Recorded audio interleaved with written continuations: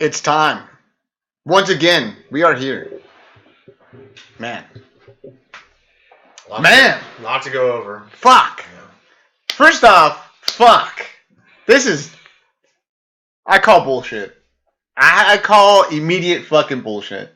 2017 is the year up and downs. First was John Jones, head cook of Cormier, followed by the suspension. Then we have 217, followed by... Fucking Bisping not being declared the greatest of all fucking time. Bullshit. GSP's a cheater. No, I was going more towards that was such a great event, and then we have the fallout of Frankie Edgar and the fallout. At the moment, I can give two Cruz. fucks about that. Yeah. Sorry, Dominic Cruz. Great fighter, but... Bisping. Sorry to fans of, This is just fucking bullshit. Like, I was... Okay. Well, plenty to talk about, like we said, right? 217, probably one of the best pay-per-views I've seen in a fucking long time. When do you remember a pay-per-view that was that good? Like, realistically, when was the last time? A fucking long-ass time ago, right? So, awesome pay-per-view, right? Then we have around the corner, we've got the Poirier and Pettis fight, which actually has a pretty stacked fucking card. Older fighters, but pretty good. Plus, we have all that injury shit that we got to talk about, too. But, man, what a fucking week.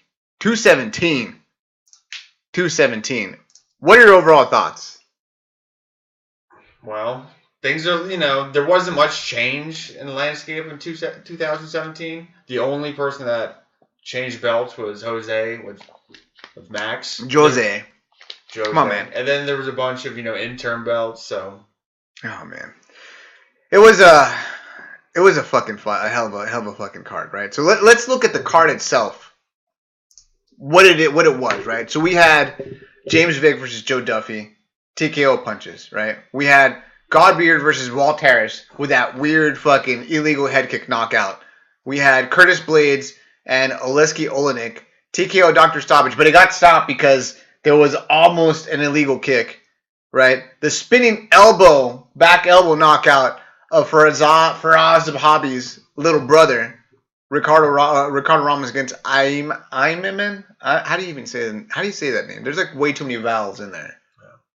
Paulo Costa versus Johnny Hendricks. Stephen Thompson, George Masvidal. Stephen Thompson getting that unanimous decision. Rose Namajunas, Joanna, TJ. Too much. Fucking overload. It's just, man, it was ridiculous. There really wasn't a fight that had nothing to talk about, Even the fights that had the weird stoppages, people were talking about them. Yeah. And then even the fights that, are one-sided, like the Johnny Hendricks fights, had things to talk about. Yeah. Yes. I was pumped from top to bottom, to be honest. Like, let's start with the undercard, right? In the prelims, the UFC Fight Pass prelims, the Curtis Blades one, pretty interesting. Again, we had that weird stoppage with Olenek or Oleski Olenek getting his ass whooped the entire round, and then them stopping the fight. That was interesting. But the spinning back elbow knockout of Ricardo Ramos. Holy fuck! He hit it twice too. Twice.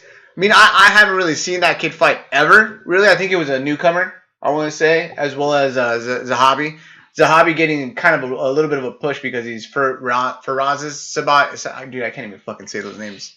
Those names are way too complicated. I feel like I could say Brazilian names a whole lot better. But anyway, Zahabi's little brother, he got a little bit of a push. But man, got hit with that spinning back elbow 2 different times. Second one, putting him out. $25,000. The first one made him mad. He just kept pressing forward. And then it was like a push-off go. Ridiculous. And I think I was saying that he was on his way to winning the fight.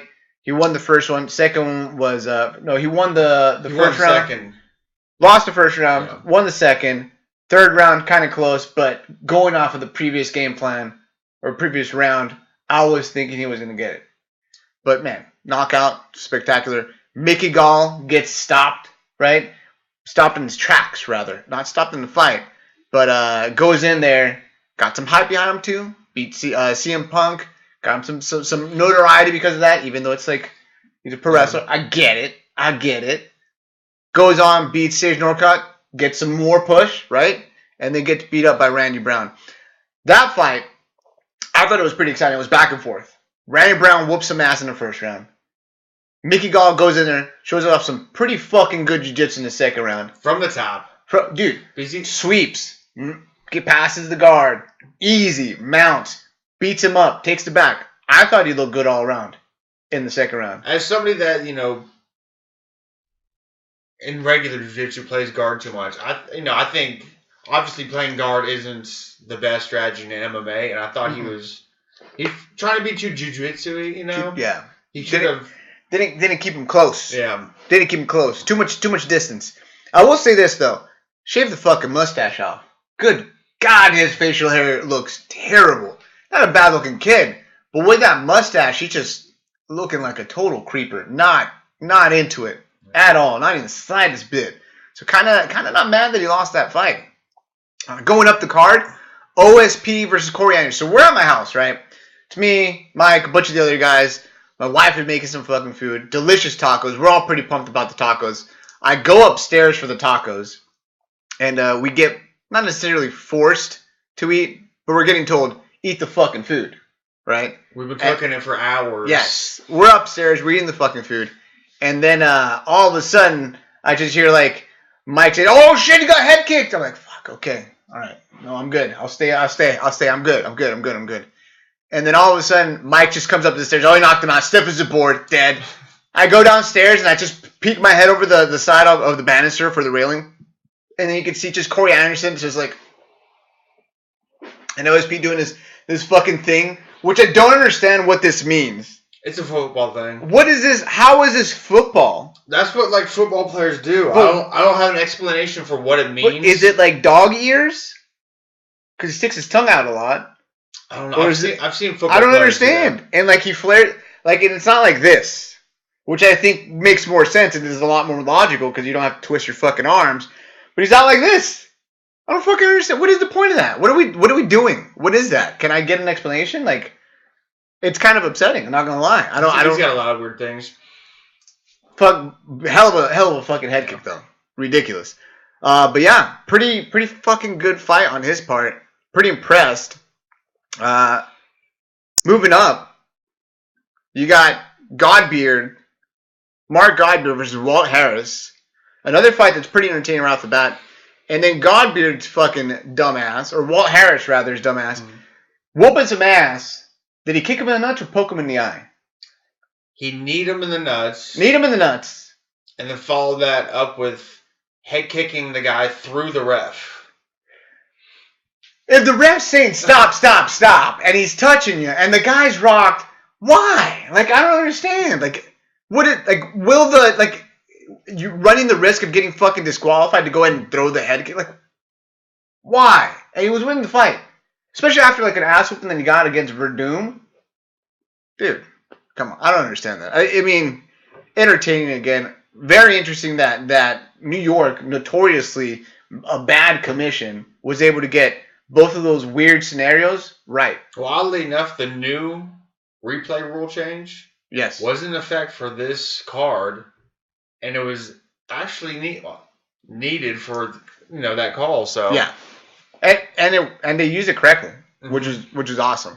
I mean, you would think they would. I was thinking they were gonna end up fucking it up and just like, I don't know, calling DQ in the first match and then maybe calling no contest the second match. But both matches went down correctly, and I think they got it right. Yeah. Do you think that Godbeard was like playing dummy or possum rather? It landed. Yes, it was the foot though. Yes, it's from a heavyweight, so.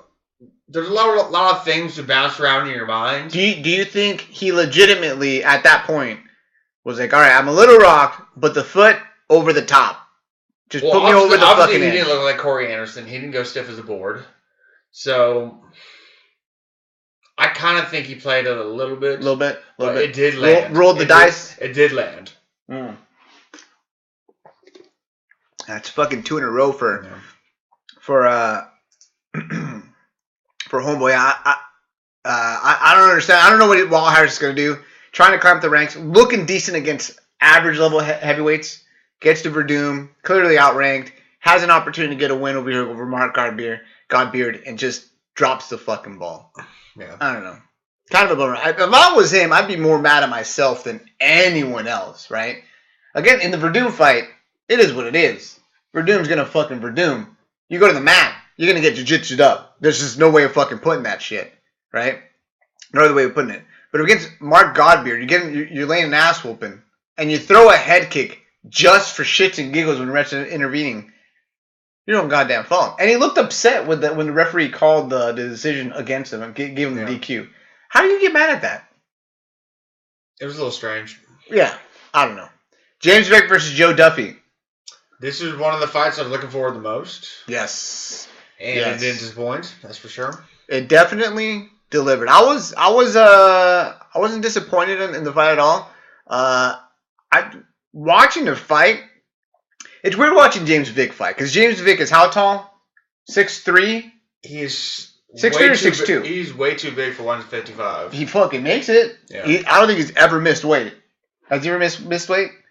And he looks not skinny. Like, you know how Cole Miller at 145 looks like a skeleton? I look in the mirror all the time. I know what you mean. But Cole Miller, for example, is a good example of a guy that just is really tall, but just looks like super fucking skinny for the division. Yeah. But James Vick, on the other hand, he's lanky, but you wouldn't describe him as skinny. No, he's like filled in, right? Tall as fuck. Going into the fight, first round, even though he had the reach advantage, I felt like he couldn't get the correct reach during the first round of the fight. Or was that just me?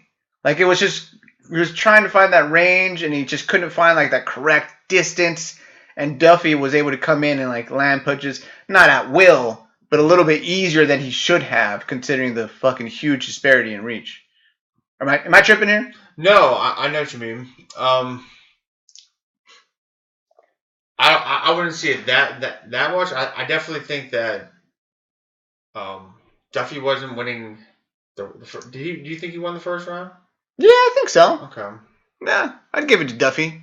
I don't think James Vick ended up doing a heck of a lot more.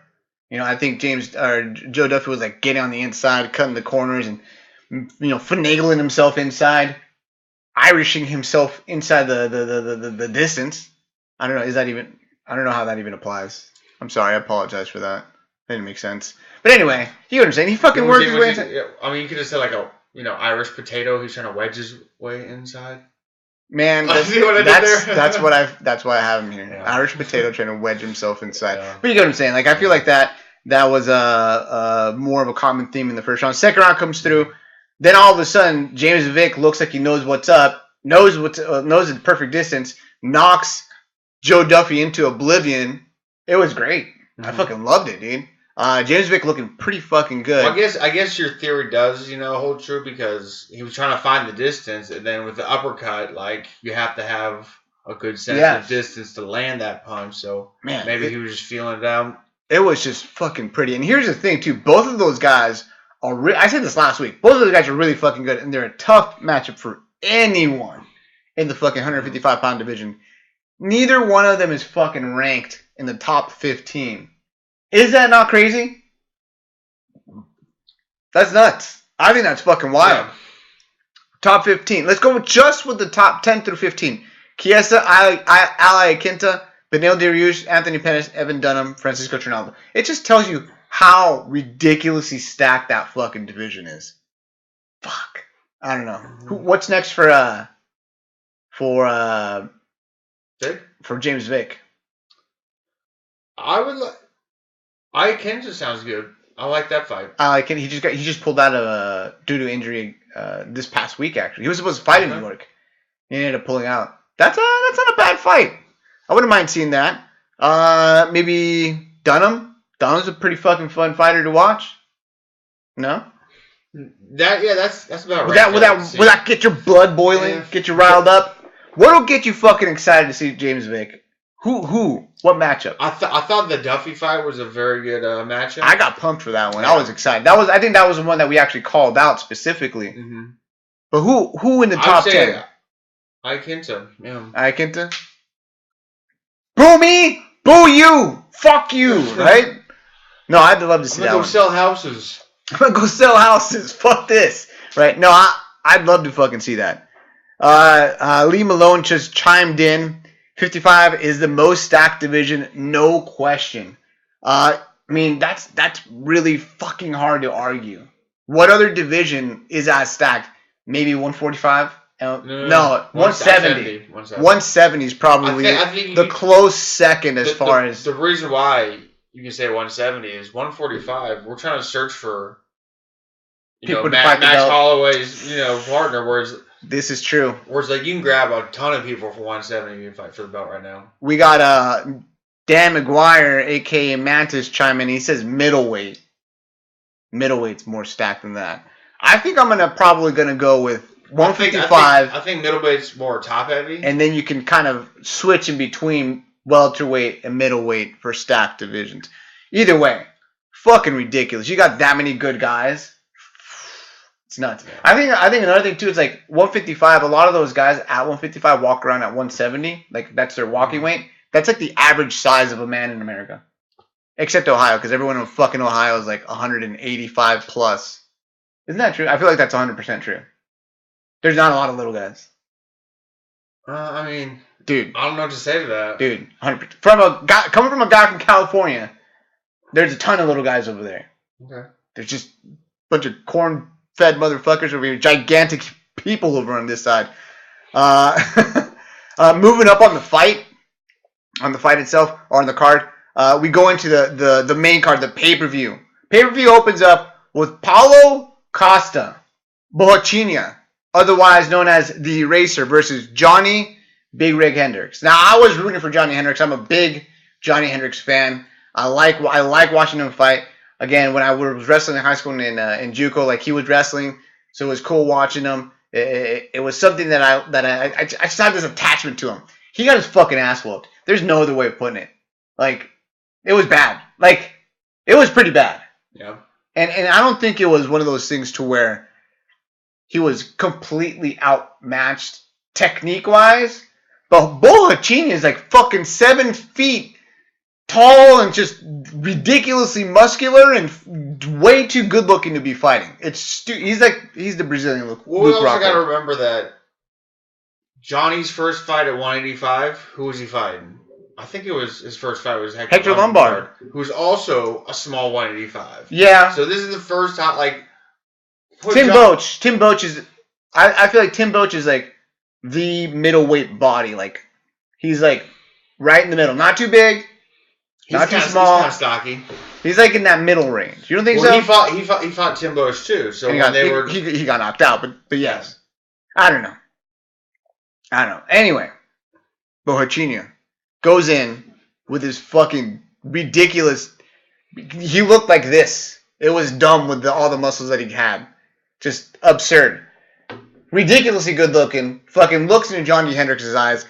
Confuses him with the beauty. And fucking goes on. Knocks him out. TKOs him. It was ridiculous. I mean, there's nothing bad you can say about the performance. Well, no. I do think that Bohachinha got hit a bit. I was gonna say that when he was coming after him, bowling him around, he really didn't get hit very much. Dude, I thought he got hit a lot, but just Johnny didn't have the power. Like, his power has not transferred to 185 at all. You don't think so? When you're hitting a guy with combos and then he hits you back once. Yeah, but you gotta remember, back in the day, one of those would have leveled somebody. Dude, back in the day, Johnny Hendricks was putting people out with one hitter quitters. And now, dude, he just ate them like fucking nothing. Listen, I don't know if it's the lack of power from Johnny Hendricks or the chin of Paulo Costa.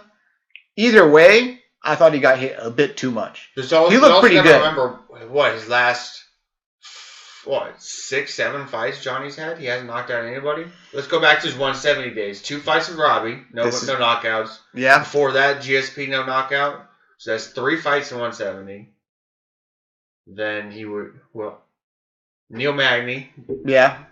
I mean, there's a lot of fights. You know. What? Now there's the question: where did the power go? I think people know what to look for. You know, the takedown on the left hand. You know. Yeah. Was it that? I mean, because he hits people. They're not going to sleep. Is he not on special supplements anymore? Is that what it is? Do you think he was on special supplements? Now that you bring it up, Because he definitely looks. He used to be able to make weight pretty damn easy, Mm-hmm. and then USADA came in. I don't know. Who knows, right? Who knows as far as that goes? I'm not exactly sure. Bohocini looks pretty good. Here's the thing: everyone's pretty fucking pumped up and hyped about him. Bohocini called out. Who did he end up calling out? Derek Brunson, who's top 5 in the division. Is he top 5? I want to say he's top 5. Let's pull up the rankings real quick. 185. Derek Brunson, number 7. Paulo Costa just got into number 15. But if you look at Paulo Costa's record, yes, incredibly good looking, right? Incredibly fucking marketable. Speaks perfect Portuguese and he speaks English. He's a fucking male dime piece. He can fucking scrap. But if you look at his record, he's had 3 fights in the UFC. Johnny Hendricks is his biggest win. That doesn't mean much anymore. No. You can't be going from Johnny Hendricks straight to Derek Brunson, who's at the cusp of potentially fighting for a number 1 contender match. You know what I'm saying? Like, you can't. You fucking can't. What is a good matchup? Well, I kind of disagree with you there because there's so, like what Daniel Manis was saying, that there's such a log jam at 185. There's so many good fighters that you can foresee it that like he'll never get that one-off title fight because Rockhold wants it. Jacare wants it. Yoel wants it. But there's so many people up there. I mean, I don't know. I just don't feel like Paulo Costa has done anything to even be like considered to fight someone like Derek Brunson. Okay. Let's look at the 185-pound top 15. So he's rounding out to top 15. He's at number 15. Lyoto Machida just lost. He's right there. Christoph Jotko, Uriah Hall, Vitor Belfort, David Branch, Kevin Gastelum, Anderson Silva, Derek Brunson, Chris Weidman, Jacare, Luke Rockhold, Yoel, and then Bisping. Dude, there are 4 or 5 different matchups. Paulo Costa versus Uriah Hall. Tell me that wouldn't be something you want to watch. Yeah, that's probably what I would want to see more. That's a good fucking matchup. Mm-hmm. Both guys are at that level. Paulo Costa versus Vitor. Old Brazilian superstar versus brand new, incredibly good-looking dime piece Brazilian superstar. I think the listeners know that Costas looks good. Costa is my fucking favorite new fighter. I'm sorry. He just looks alone. I don't care about how he fights. He's fucking ridiculous. But wouldn't that be a good one? Passing of the guard, old Brazilian star versus new, good-looking Brazilian star? Think about it. Okay. That's a good one. Put it in Brazil. Give it to, what is it? Kombacha TV. What is the TV show called? Globo. Give it to Globo TV. They'll love that shit. They'll eat it up. Come on. Fucking, they'll have the demographic, fucking 18 to 35-year-old women tuning in all fucking day for that shit. I'm not, interested in that demographic as much as... I'm all about it. I don't give a fuck. I'm not gonna lie. Okay. I'm not ashamed to admit when I see a fucking male dime piece. I've got that. I'm comfortable, guys. I'm comfortable. I'm okay with it. Moving on. Getting a little uncomfortable in here. I was comfortable up until now. I was comfortable up until I said it was comfortable. Anyway, man, Paulo Costa looking good. Can't really say anything else really, other than I'd like to see him get a decent, I don't know, top 10 tops. 10 to 15 tops. Nothing beyond that. But yeah, he looked pretty fucking good. Any last thoughts on that fight? What about Johnny? What are we doing with Johnny Hendricks? He's going to Bellator. You think he's going to Bellator? Yeah. You think they're going to cut him? Well, that was last fight of his contract. Oh, fuck. I didn't even realize that was the last fight of his contract? Yeah. Fuck. How much do they really want him? Just like we were just talking about earlier. He hasn't knocked anybody out recently. What does he get paid? He gets paid probably championship money. You think so? Yeah. He gets paid pretty fucking good. So he's going to either take a pay cut, stay in the UFC, or go to Bellator. So let's say he gets paid 100 and 100. If he stays in the UFC, what do they cut him to? 60-60? I bet you he makes 200. Damn. He's going to Bellator. I'm saying, like, at the moment, he makes 200,000 a fight. No, I know what you're saying. He's going to Bellator. He's going to Bellator. That's crazy, man. I didn't even think about that. That sucks for Johnny Hendricks. Mm-hmm. But I think that's a good thing, though. It's going to revitalize his career. He can go back on whatever supplements he was on. Have a little bit. more success with the aging fighters. Normally not so messy with all these allegations. I know. Like you, I'm fucking feeling a little spicy today. Yeah. Shlemenko versus Johnny Hendricks. Whew. That'd be pretty fun to watch. That'd be pretty fun to watch. Man, great fight. Moving fucking on. Stephen Wonderboy Thompson versus George Masvidal. A fantastic fucking matchup, right? You had two guys ranked in the top 5 of the division. You had Masvidal coming in at, I think it was at number 4, right? Stephen Thompson, a number 1, just behind the champion. Great fucking matchup, and one that Masvidal asked for specifically. Called Stephen Thompson out. Stephen Thompson's like, fuck it, let's do it, let's dance. Obviously, he would never say fuck it because he's a good old church boy. But, man, they went out there, and I thought the matchup was great. I thought the fight itself was great. I had no problems with it. I saw a little bit of, a couple feathers being ruffled, saying it was kind of a boring fight. I thought it was exciting. I thought it was good. Nice distance management, control, and just watching Thompson just really control the stand-up like nobody else has against Masvidal. Masvidal's a tough motherfucker. He's been around since God knows when. He's been around since the fucking Bodog days in Costa Rica. What you got on that? Fucking forever. What were your thoughts on that fight? I can see where people think it would be a little bit boring, but at the same time, I think that somebody like Stephen Thompson gives huge highlight reel knockouts, and then he has that point karate fighting way that kind of makes things, they're different than what you normally see. So I liked it. I mean, I want to say that it was almost like Stephen Thompson clowning George, getting those side kicks as he was coming in, dropping him on his ass, rocking him 1 or 2 times. I thought it was pretty fucking entertaining. And then towards the end, seeing the urgency for Masvidal, realizing, oh shit, I'm going to fucking lose this fight, goes in and starts fucking pressuring like crazy.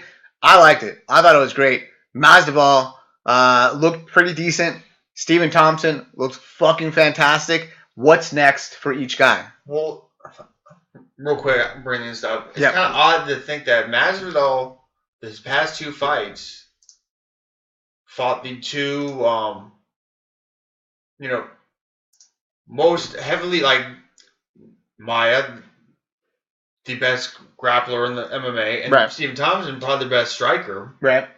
So it's kind of good to see. Like, that's how rounded he is of game. That's how well-rounded, yeah. Okay, yeah. Yeah, I mean... And either one of those, he didn't get submitted and he didn't get knocked out, so...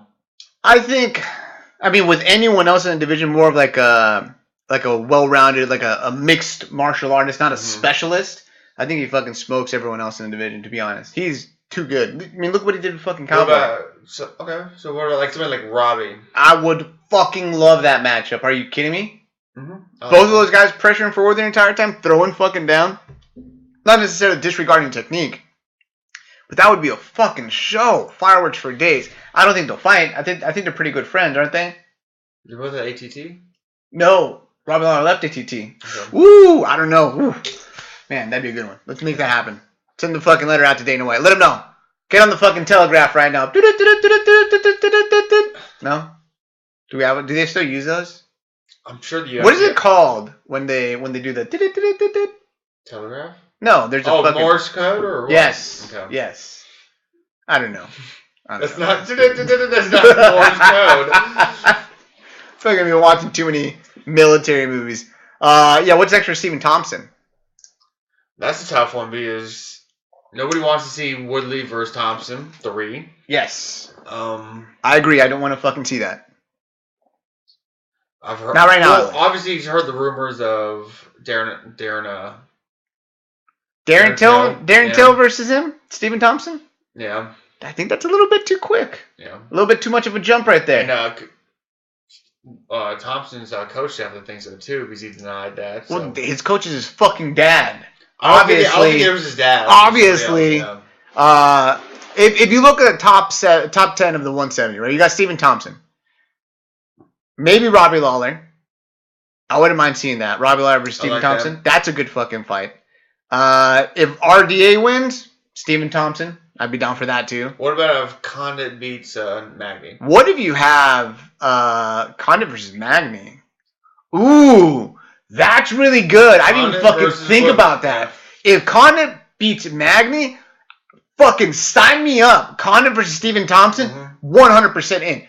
Oh, dude, that is so good. I didn't even fucking think about it. I forgot that Condit was coming back. Think of those two matchups.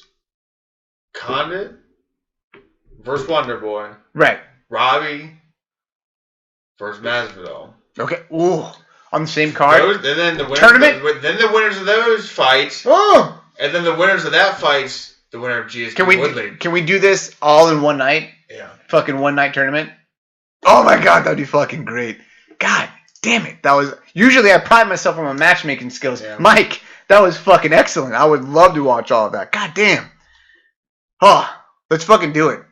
Stephen Thompson and Condit.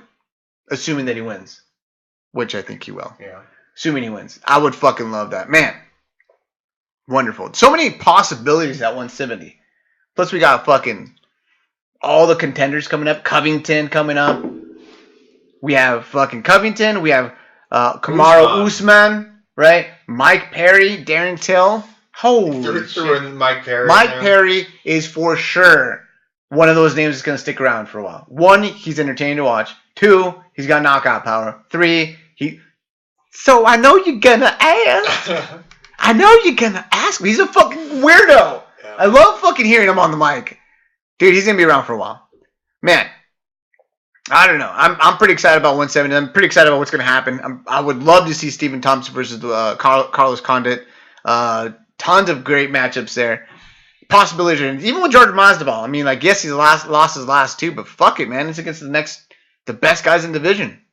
I'm okay with giving him someone else. It doesn't matter. Keep him around. He can fucking scrap all day.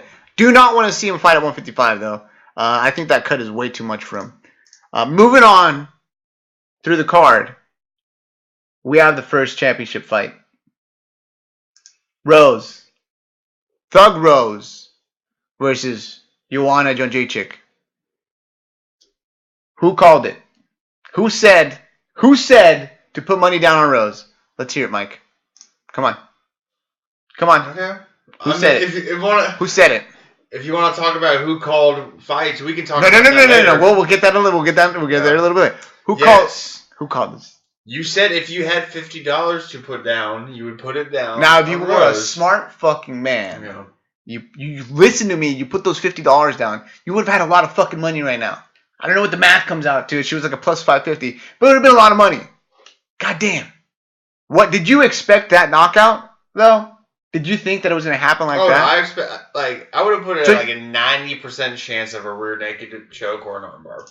That's what I was thinking too. I mean, like, watching how Rose fights and everything that she does, I didn't expect a one-hitter quitter. She never really showed that. She had a knockout. She hasn't had one for, I don't know how long. It's all been submissions. Flying armbar, rear naked choke, rear naked choke. A TKO, I think, in there, thrown in between there, but not a one-punch knockout. Does she even have a TKO in the UFC? No, I don't think so. I think it's all submissions. And that's the thing, thinking about how everything was going to go out, yes, I thought Rose had a pretty a reasonable chance to fucking win the fight, right? I in no way thought that she was going to be able to knock out Joanna with one punch, number one. If anything, scramble situation, takes the back, rear naked choke. And then from there on, it's all decision Joanna, right? I never would have in a million years called that. I think the odds for her winning via knockout were like plus 1,500. Crazy. That's not right. That's fucking nuts, dude. Now, do you think the fight went how it went because Rose was just perfect, regardless of whatever Joanna did, or Joanna just underestimated Rose and fought different? Well, I just now thought of this. Mm-hmm. This is like a flash thought that just came to mind. If you think about the Dillashaw versus Barao fight, yes, in the first round, yes, he hits him with, I don't think it was a head kick. It was like an overhand right or overhand left. I can't remember specifically, but it was like the long punch. It was like the oh shit moment, and then eventually he gets the knockout, and people were like, "Well, was that first punch what led to the ass whooping?" Ooh. And is Brow going to come back and do it? Get his belt back? You kind of say the same thing about the Rose fight. She had that one hook. Yep. Dropped her on her ass. All the way to her back, actually. What was she so rocked that the next hook took her out? Or So I'm in the middle. Okay. I'm really in the middle when it comes to that specific scenario, right? I do think that that hook, that initial drop that she got, that initial big push that she got, that did come into play when it came to the finish. Absolutely. Right. But I think Joanna was just, I don't want to say she was like Ronda Rousey was when she was Holly Holm, but she fought different. She was a little wilder. She didn't like use that pinpoint accuracy, jab, jab, out, jab, right hand out, left high kick, etc. She didn't do any of that. Mm-hmm. She was like trying to go in there, trying to throw hard every fucking punch. And because of that, I think that's why she got rocked. And after she got rocked, I don't think she ever really recuperated after that. She fucking got clipped. Boom. And the crazy thing is, one, it's women's 115. How often do you see a one-punch knockout? Two, it was legit. Lights went out. When she got hit, when Joanna got hit, her hands came from here. They went limp first. They fell down to her side. And then her legs went. Her ass hit the ground. Woke up temporarily and then got pounded out. It was nuts. I think, honestly, Rose could have like just walked off and Joanna wouldn't have been able to get back up. Like she would have like stumbled up to her feet. Yeah. Crazy knockout. Nuts. How high on the ranking do you call that as far as an upset? All time. Well, obviously, because that was a huge upset. You start with the Sarah versus GSP. Right. Barrow in Dillashaw. Okay. Okay. Can you think of any other big ones? Jeez, I mean, dude, you can go OSP versus Shogun. I felt like that was a pretty big upset. So let's just take those three: the GSP, Sarah, Dillashaw, Brow, right, and Rose. I'd put it a firm 2, maybe 3. Yeah, it was pretty big. Obviously, Sarah versus GSP is number 1. Does Joanna deserve to get an immediate rematch? Oh yeah, I think so too. I mean, I don't think should be any question about that. I think once if you do 3, she's had 3 title defenses. Dude, she was going on 6. Okay, or something. After 3. No, if she would have won, she would have had 6. Okay, after 3. Immediate rematch. Yeah. Oh yeah. Okay. Good. I'm on the same boat. How many title holders right now have had? I can't think it's only Woodley, right? No, Stipe hasn't had 3. Fucking Mighty Mouse. Okay, yeah, and Mighty Mouse. Mighty Mouse, and then Conor McGregor has jumped divisions and won belts in different classes, so that counts, right? The GOAT. Continue. So, yeah, I think 3 title defenses, and it earns you a rematch. Yeah, immediately. I think so too. I mean, but the thing is too, I think even with so we got Mantis chiming in real quick with a suggestion for the upset: Holm versus Rousey, almost exact scenario. Do you think Holm versus Rousey was a bigger upset and caused like as much of a shock? Was as much of a shock Joanna versus Rose? So he's right. It's a bigger upset because we knew who Rose was. We've seen her fight plenty of times in the UFC. We saw her in the Ultimate Fighter. Whereas we kind of had a mindset. Holly Holm was an unknown. Well, she had the kickboxing, but like her MMA fights was like she's kind of still like putting her feet in the water, kind of. Playing it very safe. That is probably a very good. Dude, Mantis, do you want to just come on the show? I can kick Mike off, and I'll just have you fill in from here. It's okay. It'll be Ruben and the Mantis, Street Grappler 2 edition. Just kidding. I'll listen to it. Just kidding. I'll never let the albino gazelle out of here. Maybe we'll get a third mic and you can come in. But yeah, man, that's a good comparison right there, man. I don't even know. I'd love to see a rematch. I don't know. I think Joanna needs a little bit of time off. Let her recuperate. A big knockout. I think she needs some time to recoup, and then we can go ahead and start talking about matchups. If Rose doesn't want to wait, Give her Jessica Andrade. That'd be a good fucking fight. Mhm. Jessica Andrade versus Rose. And she's earned it. Man. All right. Next up on the card, another huge fucking fight. I swear, each one of these fights that we're naming off, that could be a main event by itself. But we got, again, a huge treat. TJ Dillashaw versus Cody Garbrandt. 2 years in the making. A year in the making, right? A year in the making. A heated rivalry. Former training partners. They had the tough thing. They had all the shit talking leading up to the fight. Cody Garbrandt saying they're going to knock him out. Cody Garbrandt releasing footage of him getting rocked and dropped. Steroid accusations. All kinds of fucking heat going into this fucking fight.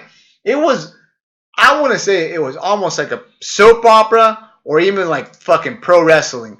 They were going at it, right? And the fight, I think, delivered. Yeah, no, there's another thing I just thought about. Like, yes. All the things you just went over. Yeah. Can you imagine how much, I don't want to say annoying it would be, but like if it was a standalone main event. Like a boxing style? Or no, like it was like a fight night or like that that fight was the main event. Like how much material they would have to talk about. They could make a documentary. Yeah. 2-hour documentary on that shit, dude. Are you kidding me? And it kind of got pushed aside because of GSP and because of... Man.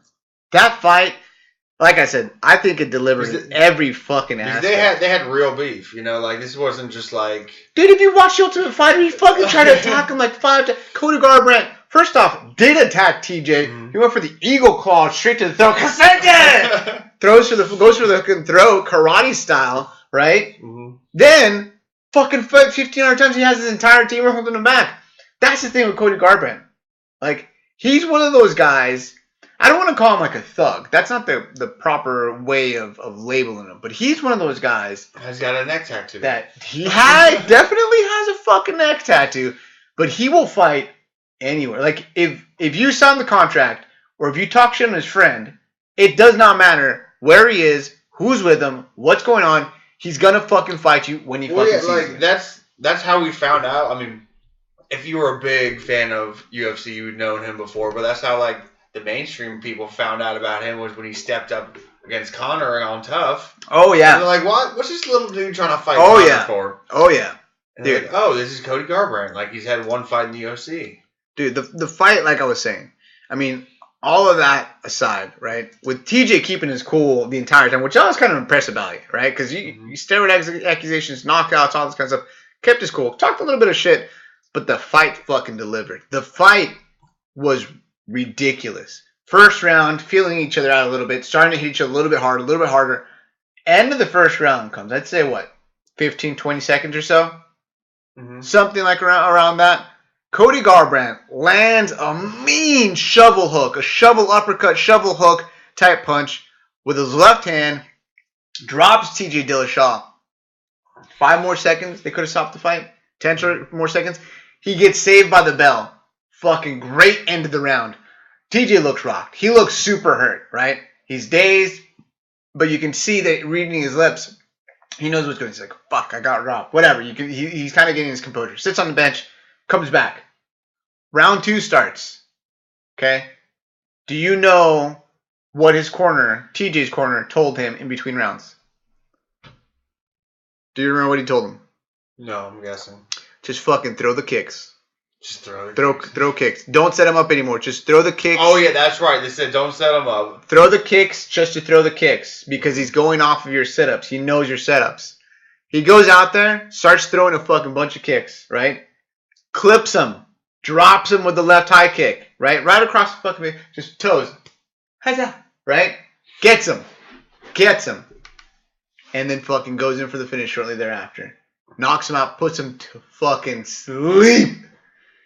Dude, that fight was like everything I love about MMA. Up and down and left and right and fucking rivalry. Dude, I could not. What were your overall thoughts on everything, man? How did you feel about that finish?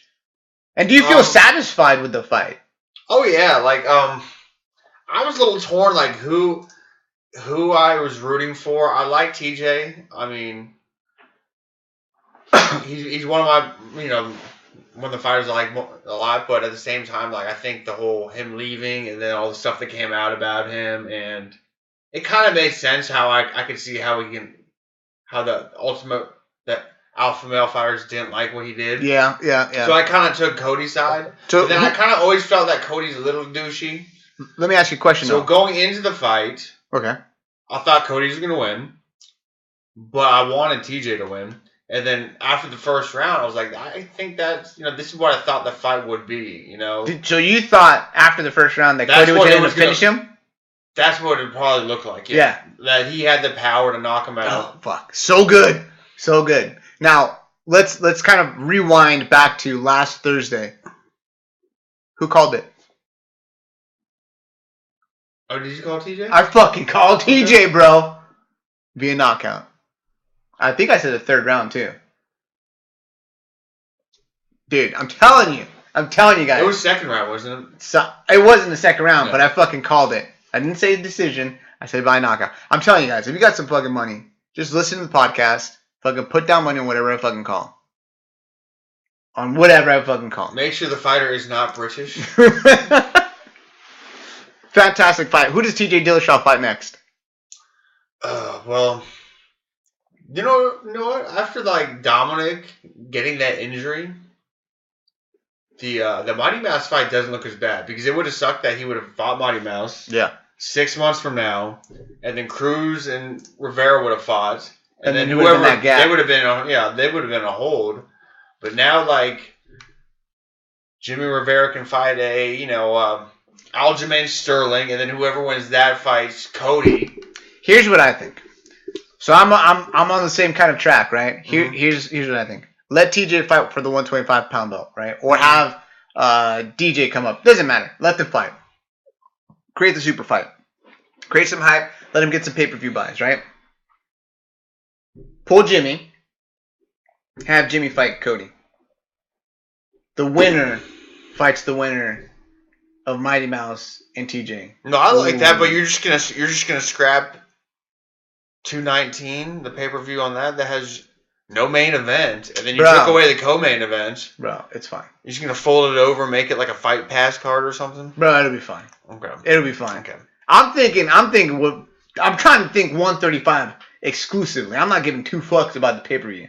They can make it happen. Where is that pay-per-view? In Detroit? In Vegas. It's in Detroit. Oh, okay, yeah, you're right. It's fucking Detroit. Who gives a fuck? God damn it. All 7 listeners in Detroit. Sorry. Go ahead and unsubscribe. It's okay. I have no problem with that. Fucking shithole of a fucking place. Detroit. They'll be fine. Give them fucking 4 fights. They'll be okay with it, I'm sure.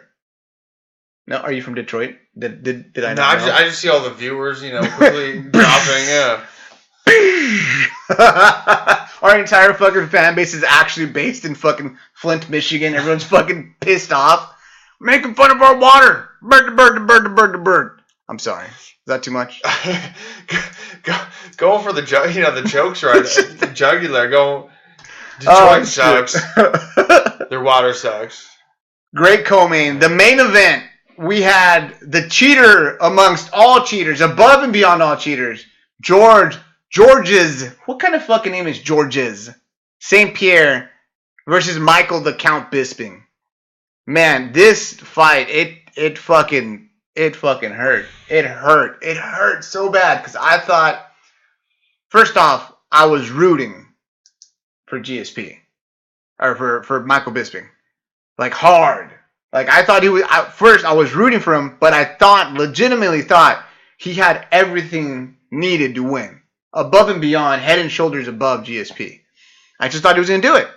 First round comes around, pretty even.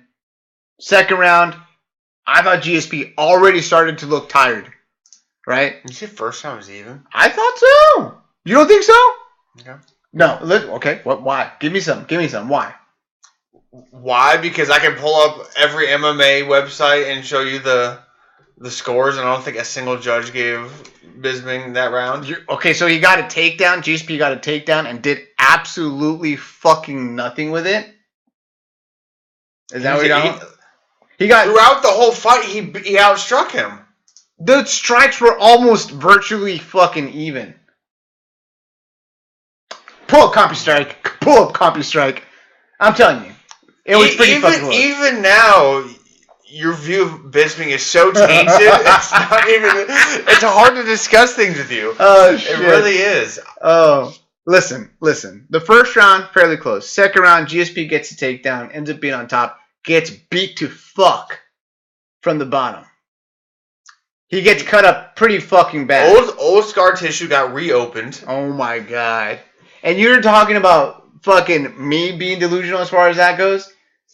Tainted fucking views in the whole fight. No, bro, you're wrong. He got beat the fuck up on bottom. Okay. GSP did nothing on top. Okay, third round comes along, and I'm thinking GSP is gassed. And you remember watching the fight? I was sitting down in front of the TV. He's gassed. He's fucking. I was excited because you looked tired. He did move slower. Can you at least admit that he looked a little tired? He fucking looked slower as the rounds progressed. I mean, he was throwing spinning heel kicks. Oh my god! Like he had enough energy to do that. Oh my god! So he looks tired. Has a hard time carrying the fucking gut. Has a hard time carrying the gut, right? And then he fucking hits Bisping with a left hook from fucking hell. On the right eye, on the bad eye. Fucking cheater. Fucking cheater. No honor. And drops Michael Bisping. I mean, it was rough. I was really bummed out. And like another thing too, hats off to GSP. He looked good. But he did look a little tired. He did look a little slow. He just I don't know. I don't know if it's the weight. I don't know if it's the ring rust. But with all that said, him not looking like the old GSP, not looking, I think, as good as he should have, that is nothing but compliments for GSP if you really think about it. Because if he looked that bad, right, and he did as good as he did, his next fight when the ring rust is gone, dude, he's going to look so much fucking better. Do you, instead of thinking it that way, turn it around, yeah, and push it towards Bisping and say, GSP looked that bad? Wow. Why did I ever think that he was in contention for being the greatest of all time? I'm over here trying to fucking give GSP some fucking props, and this son of a bitch is fucking talking shit on Bisping like it.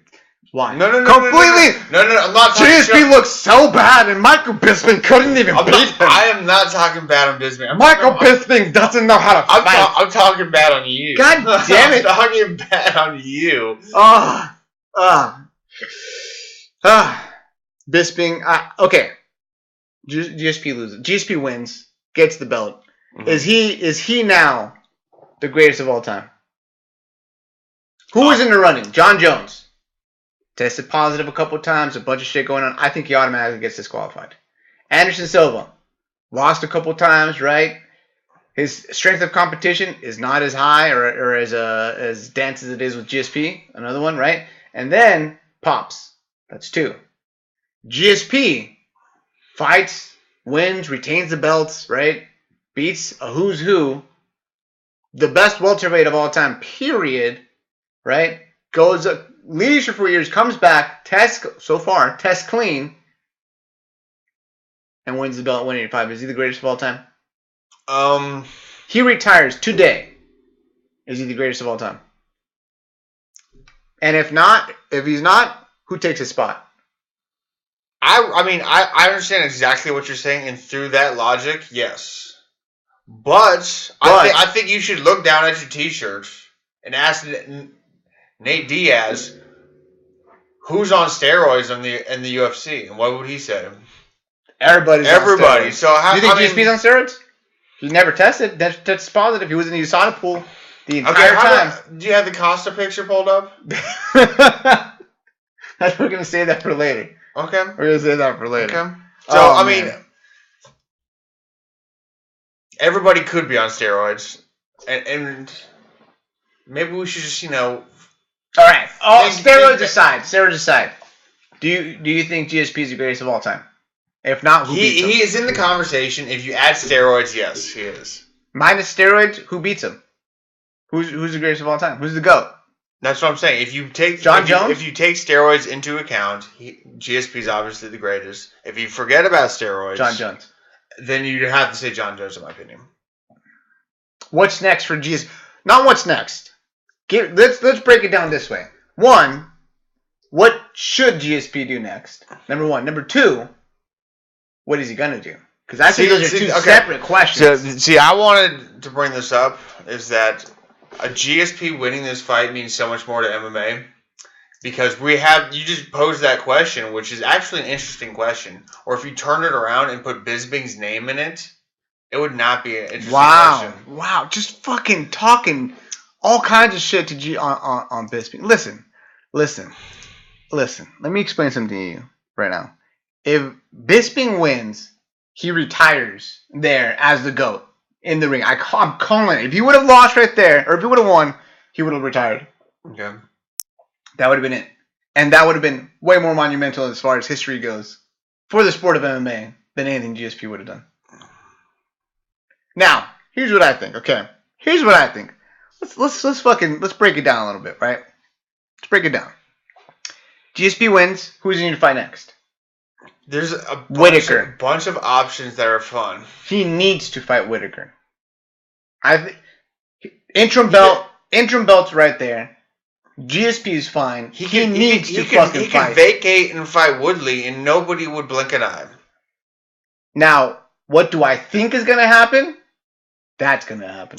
Okay, and both of them are fun fights. I don't care. Whereas, well, why did you have to fucking go in there and fight Bisping and fucking ruin the moment for him to become the GOAT? Why? Because he knew Bisping wasn't the GOAT, and he knew it was easy pickings. He's the kid. I mean, I know you've picked on plenty of kids back in the day when you're. You laugh because So when we see the kid that always has he always buys lunch. He had the nice lunch. He's picking his nose in the corner. Like, oh, you see that? I never stole anyone's lunch. I did occasionally swirly or trash can a kid or here or there. Or when you flip them upside down, the money didn't fall out of their pockets. That is definitely possible, but I did not take any of the money because I am no thief. I made. That's what he saw. He saw. What a fucking piece of shit! Oh my god. GSP's like, I'm just gonna swirly Bisping and I'm gonna be done with it. What's next for Bisping? Machida. Machida, retirement fight Machida? Have him fight in Manchester? Or have him fight as the main event or the co-main even in Liverpool. Have fucking Darren Till fight there and build a mega UK card. Ooh. I like what you're saying. I like that you're more reasonable on Bisping's level. You know, dropping down your expectations to somebody with a double-digit ranking instead of a single-digit ranking. All right, we're gonna go with that. Okay. Overall, the pay-per-view, 5-star, 5 out of 5. Mm-hmm. I think absolutely it was worth every fucking penny. If you didn't buy it, honestly. Go pay for the refund, the replay. It was that fucking good. It was one of the best pay-per-views I've seen in I don't even know how long.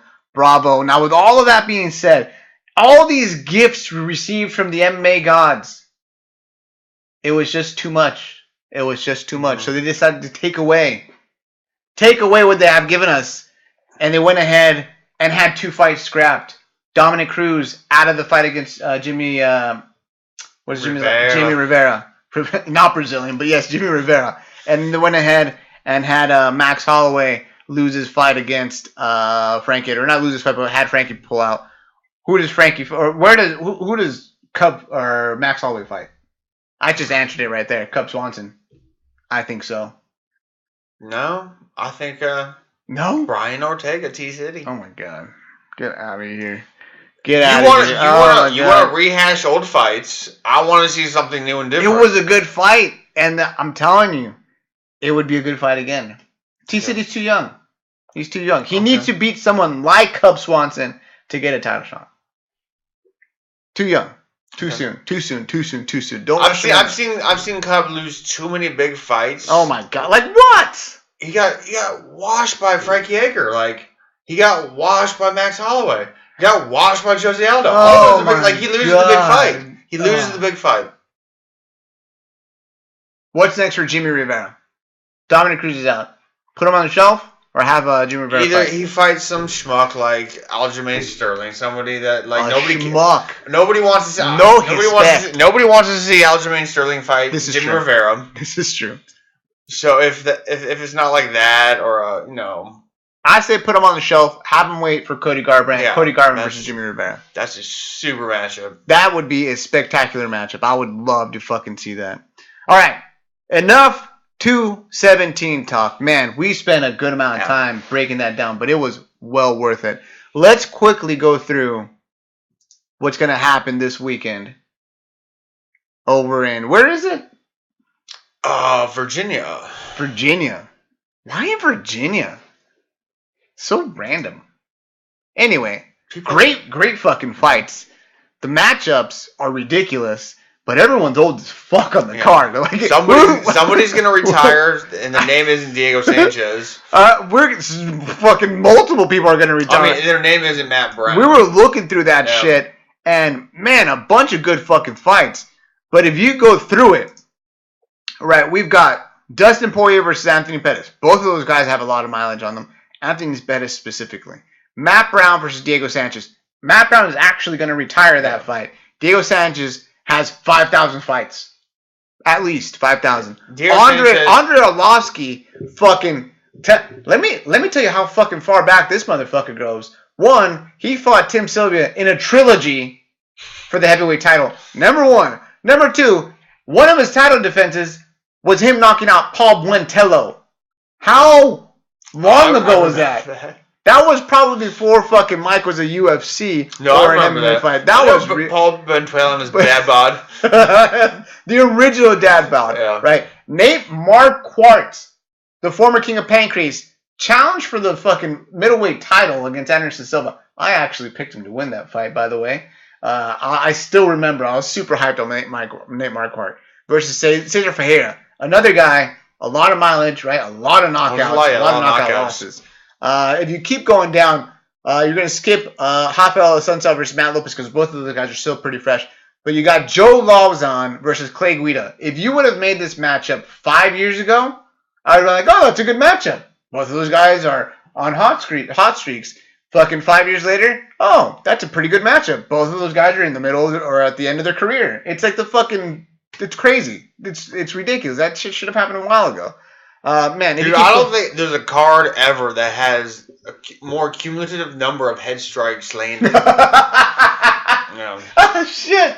Oh, fuck, I didn't even think about it that way. But, I mean, even with all that said, that sounded a little negative. It did sound a little negative. But even with all that said, it's a pretty fucking solid card. There's a lot of fucking names.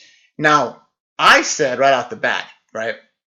That you're going to have a knockout in the top 3 fights, right? No, let me break this down.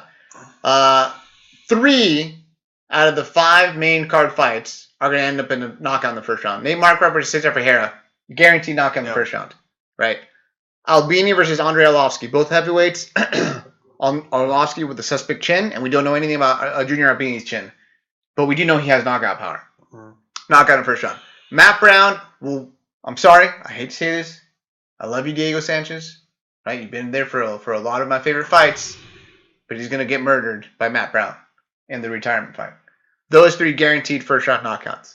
But man, Joe Lauzon versus Clay Guida, that could either be really fucking exciting because of Clay Guida's toughness, or really fucking boring because of Clay Guida's wrestling. Which one are you most excited about? Which fight are you most excited about, aside from the main event? It's got to be the Lopez Assunção fight. Lopez Assunção? Yeah.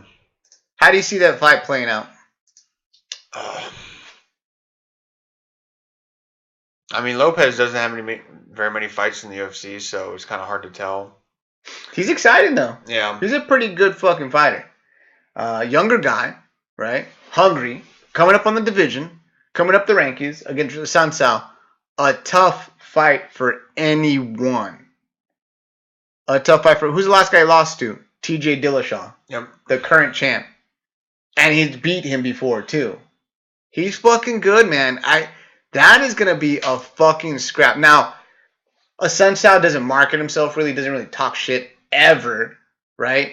And his fights are not the most exciting, but they're not boring. They're like he's not flashy. Exactly. He's not flashy. He's a workhorse, right? But I have a feeling that Lopez is going to come after him like fucking fire. He's got a fucking fire lit under him. He's gonna come after him hard, and because of that, Assunção is gonna have to fucking learn how to deal with that pressure. Assunção's still gonna win, but that back and forth, that contrast, and that desire from the up and comer is gonna make this fucking fight exciting. Assunção wins in the decision. Okay, I see that. Decision. Another one that's pretty good. We're talking about this earlier. Is Dodson. Dodson versus Marlon Moraes. Another bantamweight who has a chance with Dominic slipping out, and like the top a little shaky with Dominic leaving. Has a chance to fight for a title, maybe. Dude, I've got Mantis chiming in again. He says, mark my words. Mark the words. Matt Brown versus Diego Sanchez will be the best fight of all time. That is a bold fucking statement, bro. Diego Sanchez does not have the chin to fucking provide. I was gonna say. He no longer has the chin to provide a best of all time fucking fight. I think it's just going to be a showcase for Matt Brown. Matt Brown's going to come out after him and just murk him. Dodson versus Moraes. It's going to be a good fight. I would like to see Moraes win, right? He went out there. He got fucking beat by Assunção, who's again one of those guys that just is hard to fight for anyone. But I think we've seen everything out of Dodson, and I don't particularly care to see him. I mean, like he's got knockout power. Like at 25, does he really have it at 135? He's kind of a point fighter. He plays it smart. I feel like a lot of the times his fights aren't all that entertaining, and he's annoying as fuck. You made some decent points there. And Moraes in the WSOF. I wouldn't call him a point fighter. When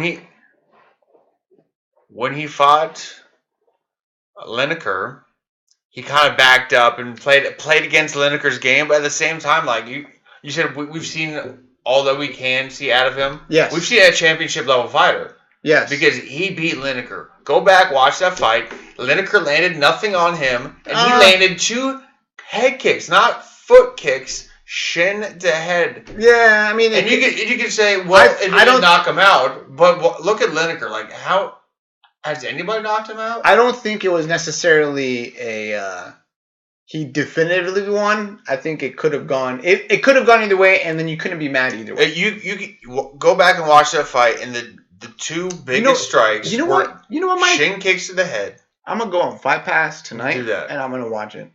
And I'm gonna shin to the head. Who do you think wins, Moraes or Dodson? Moraes, a tough motherfucker. Dodson, I think he is championship level. You think so? I'm gonna put money down right now. I'm gonna say $5 on Moraes. Okay. All right. I think it's gonna happen. Pretty excited for the fight overall. I mean, I'll be watching on Saturday. And because it's free, I mean, like, there's no reason why you shouldn't. There's gonna be good fights. There's gonna be tons of things to watch.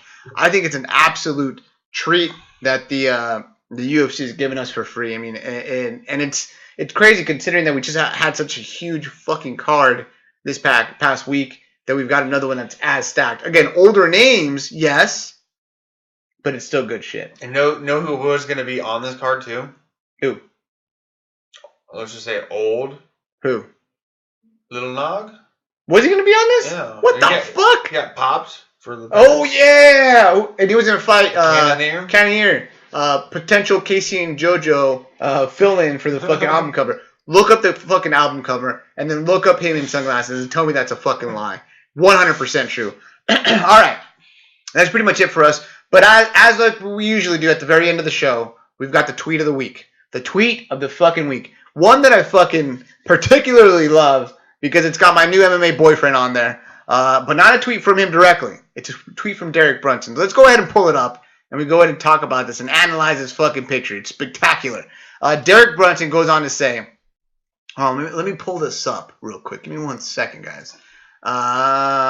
So Derek Brunson goes on to say, look at your boy a year ago. You have my promise. We'll kick your arse if my title path detours. Easy money. You're a fraud. The whole reason I fucking like this tweet, and I think it's a tweet of the week, is because he pulls a fucking picture from like what seems is like 2005 of Bohochinia with bleached blonde hair, super waxed eyebrows, and not a fucking chiseled muscle on his fucking body. Clearly, pre-hydroxy cut. I was gonna say the more you brought that picture of at first I'm like, oh yeah, he's on roids now. But the more I think about it, like he just looks like he didn't have his shit together back in the day. No, not at all. That's what I'm saying. Like he just fucking he was on the fence. Like he's like, well, girls kind of like me, but I wish I could get hot girls. I don't know, right? So he's like on the fence, finds hydroxy cut, changes his fucking diet. Instead of going to practice once a week, goes 2 times a week, then goes a full week, changes his fucking life, gets buff as fuck, pulls in bitches left and right, gets signed to the UFC, life changes. Dude, like, he just spelled out his life story, I think. Oh, shit. I fucking love that picture. If you're listening to the audio-only version, go ahead and go to Derek Bruntz's Twitter profile and then scroll down. You'll see the spectacular picture of Bohochinia in his prime, if you will. Oh, man. Good show today. No. Tons to talk about. I was super excited. We're going to be watching the fights. Make sure you watch them, too. For Mike, this is Ruben for Street Operator 2. And we're out, guys. We are out.